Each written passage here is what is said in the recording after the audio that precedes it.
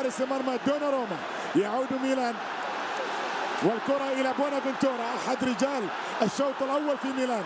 يتقدم بونافنتورا ويرسل كرة الجميلة في المكان السليم. محاولة، الله الله،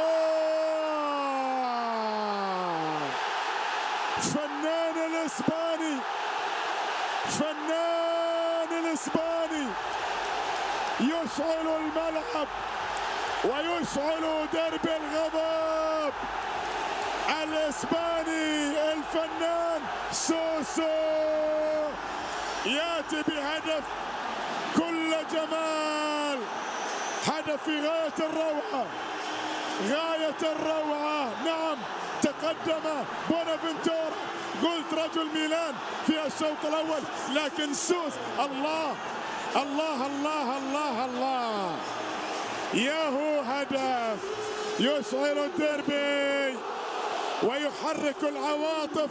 كرة تنحط في مقتل، تنحط في مقتل، ويتقدم ميلان تحت انظار بيرلسكوني. الرجل الكبير يصفق لأن ميلان تقدم. هذا لما يقول لك 80 عاما في عشق ميلان، هذا عمري. الفريقين في عام 2001. هذه كرة جميلة الآن تصل إلى كاندريفا، يسدد كرة، الله الله،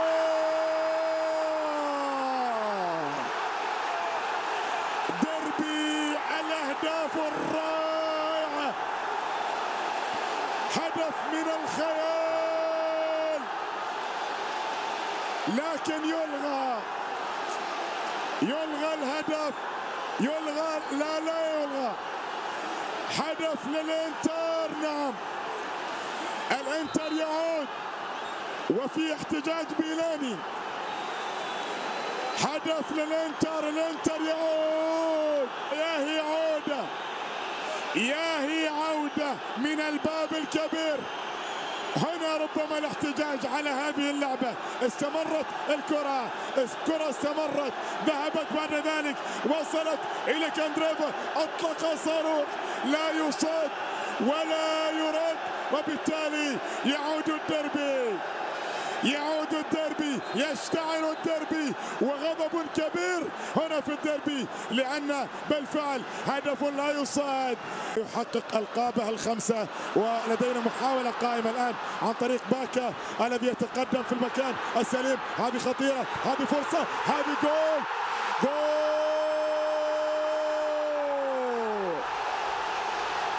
هذه ليلة سوسو، هذا دربي سوسو، دربي الإسباني اختار الدربي لأن تكون مباراة الموسم بالنسبة له. يا له من مرور، يا له من مرور، ويا لها من نهاية، يا له من مرور ويا لها من نهاية. اختار مرور ميسي وسجل هدفا بالنكهة الإسبانية. يعود ميلان ليتقدم، ويعود دوناروما للاحتفال. يتقدم ميلان، لكن ليلة من ليالي خالدة للإسباني سوسو. يفعل ما يحلو له، ويأتي بتصرفات وبمهارات خارقة للعادة. كرة إلى ضربة ركنية، نعم، دقيقة الثانية من أصل 3 دقائق. يقترب الدربي من الوصول إلى خط النهاية. كرة خطيرة، جول. يتعادل الإنتر في الوقت القاتل،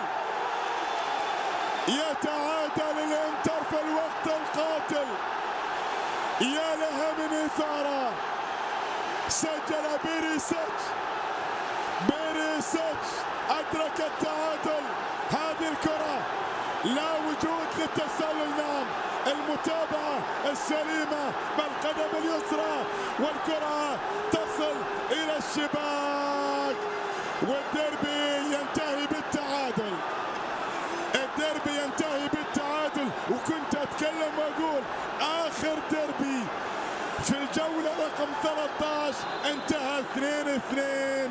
يبدو لي أن السيناريو يتكرر.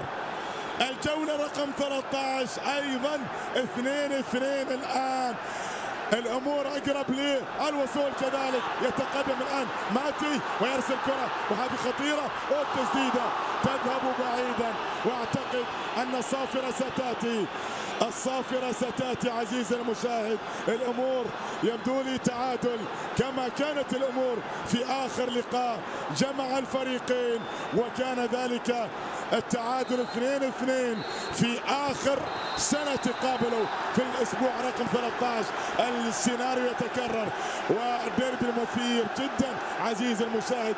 أول ديربي لبيولي ناجحا لأنه حول الخسارة إلى تعادل، وأعتقد أنه تعادل بطعم الخسارة لميلان الذي كان متقدما في الشوط الأول، وبعد ذلك تعادل الإنتر وتقدم ميلان في الشوط الثاني، وبعد ذلك تعادل